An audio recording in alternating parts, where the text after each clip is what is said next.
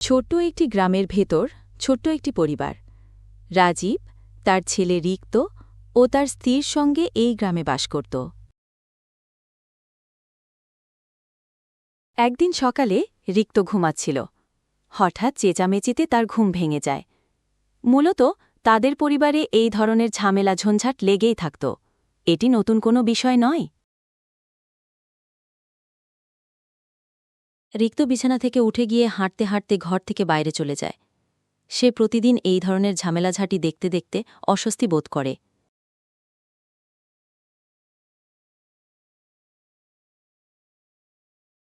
তারপর রিক্ত হাঁটতে হাঁটতে ফাঁকা জায়গায় একটি গাছের নিচে গিয়ে বসে।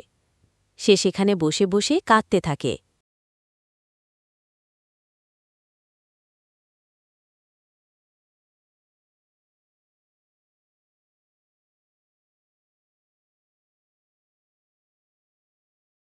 অনেকক্ষণ সেখানে বসে থাকার পর আবার সে হাঁটতে হাঁটতে বাড়িতে ফিরে যায়।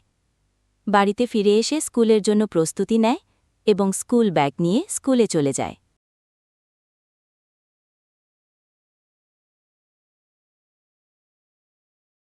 স্কুল ছুটি হওয়ার পর সে যখন বাড়িতে ফিরছিল তখন দেখতে পায় দুইজন লোক বাজারের ভেতরে শোরগোল করছে।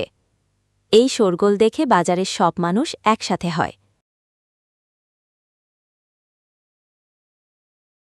এভাবে অনেকক্ষণ চলার পর এক ব্যক্তি অপর ব্যক্তিকে আঘাত করে। অবাক দৃষ্টিতে তাকিয়ে থাকে রিক্ত।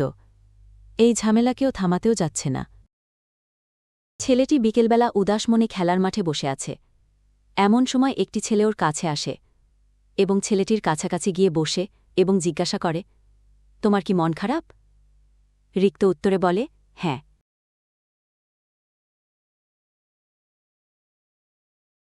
তারপর ছেলেটি রিক্তকে নিয়ে কিছু ছেলেদের সাথে পরিচয় করিয়ে দেয়, যারা ছিল এই ছেলেটির বন্ধু। কিন্তু এই ছেলেগুলো ছিল খুবই খারাপ। এরা মূলত বাজারে চাঁদাবাজি করে বেড়াত। রিক্ত এই ছেলেদের সাথে মিশতে শুরু করে দেয়। এই ছেলেদের সাথে চাঁদাবাজির মতন খারাপ কাজে লিপ্ত হয়। অনেকদিন পর দেখতে দেখতে রিক্ত অনেকটাই বড় হয়ে গেছে। ওই খারাপ ছেলেদের সাথে মিশে রিক্তের আচরণ খুবই খারাপ হয়ে যায়। তাই অনেক বেলা পর্যন্ত ঘুমিয়ে থাকার কারণে তার বাবা যখন তাকে ডাকতে যায় তখন সে তার বাবার সাথে অনেক খারাপ ব্যবহার করে। তখন তার বাবা সবকিছুই ভালোভাবে বুঝতে পারে।